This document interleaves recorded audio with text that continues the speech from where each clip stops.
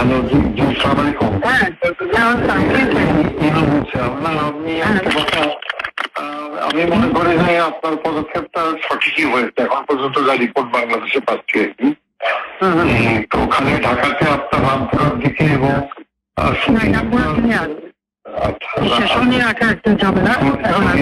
কিছু বন্যারায় 41টা অনেক মাদ্রাসা মাদ্রাসা আছে, ওই হচ্ছে মাইকিং করতে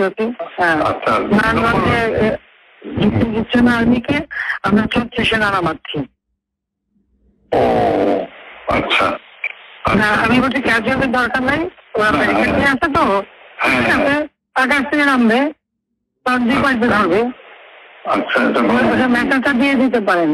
আচ্ছা, 36 পাঠানো হচ্ছে, হেলিকপ্টার দিয়ে সোজা বম্বিং করা হবে। আচ্ছা, ঠিক, হেলিকপ্টার যাচ্ছে উপর দিয়ে মারবে। আচ্ছা, উপর থেকে সাউন্ড বম যাবে আর কি।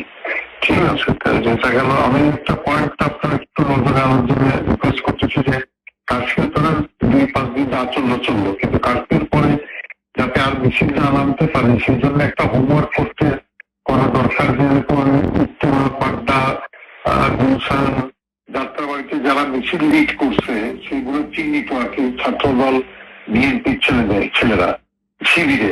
তো সেই ছেলেগুলো মানে ধরেন রিজভিকে অ্যারেস্ট করা বা নুরকে অ্যারেস্ট করা ইম্পর্টেন্ট না, ইম্পর্টেন্ট হচ্ছে যে মিছিলটা লিড করেছে।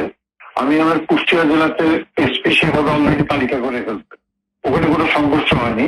একটা ছড়নাগুলিতে খালি একজনের পায়ে লাগছে, উনি ম্যানেজ করছে উনি অলরেডি কম্পিউটারে বসে ছবি দেখে ছেলেগুলো তালিকা করতেছে। আমি বললাম যে ছেলেগুলোকে আজকে রাত্রের ভিতরে পিক আপ করে দাও, মিছিলটা লিড না করতে পারে। আমি ঢাকা শহরের জন্য বলছি যে আপনার গোয়েন্দারা নিশ্চয়ই তালিকাটা করতে পারবে যে উত্তরায় কারা। লোকাল লিডার ওখানে এমপি খসরু আছে এবং হাসান হাবিব আছে। আমার কালকের যে রিপোর্ট, হাসান হাবিব নামেনি, কিন্তু ও রাগ করে খসরুর উপরে ছেড়ে দিয়েছে এমপি সাহেব মোকাবেলা করুক। তো হাসান হাবিব লোকাল না তো, হ্যাঁ রাইট, লোকাল, ওদের তো লোকজন আছে। হাসান হাবিব নামেনি, আর এখানে ওয়াকিলও সামলাতে পারেনি, ও 2 লাইনে পা দিয়ে চলে। আমার কথা হচ্ছে যে একটু যদি লোকাল লিডারদের সাহায্যে তালিকাটা করে দিয়ে আজকে রাতের ভিতরে সব কাস্টডিতে নিতে পারেন, তাহলে কোনো জায়গায়। আর মোহাম্মদপুরে একটা পায়খানা ছিল, কালকে আপনি রাত 12টায় যে খুব ভালো করছেন, আজকে কিন্তু গণভবন ঘেরাও করতো, কিন্তু মোহাম্মদপুরে ওখান থেকে রেডি হচ্ছিল কালকে, মানে এইটা। সুতরাং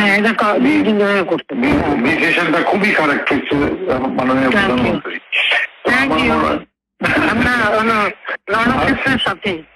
রণক্ষেত্রের সাথে তো আপনি একটু দয়া করে মানে এই পিক আপটা করতে বলেন, উপরে ওইটা একটু হোমওয়ার্ক করতে বলেন, করে অ্যারেস্ট করে ফেলতে বলেন আজকে। মানে সদিয়ে অ্যারেস্ট করে ফেললে আর মিছিল করার লোকটা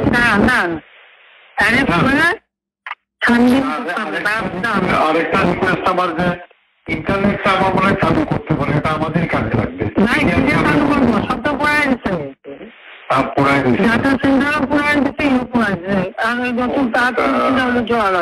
তো এটা হলে আমাদেরও মানে এই যে আমি যে কথাটা বলবার চেষ্টা, আমি 71-এ 8টার সময় যাবো, একা কথা বলবো।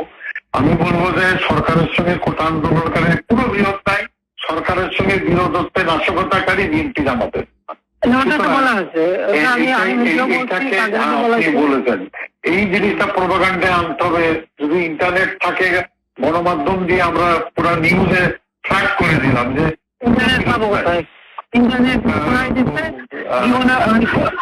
আমি তো আর আনবো টানবো না, যদি অন্য সরকার আসে তখন আনবে। আমি দিচ্ছি ইন্টারনেট, ওরা পুরাইতে থাকুক, ওইটা একদম পাবে। বাংলাদেশে অন্য সরকার আসবে না, অন্য সরকার আসবে আসুক না, আমি যাচ্ছি এখন। জামাত সাহিত্য আপনার যারা লোক আছে তালিকা গুলি আপনারা করান, আমরা করাচ্ছি।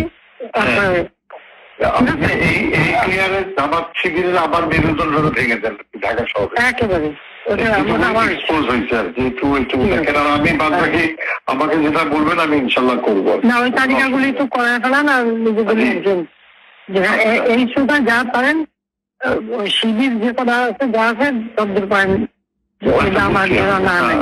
ওকে, ঠিক আছে, আচ্ছা জি, আচ্ছা, থ্যাংক ইউ। Thank you.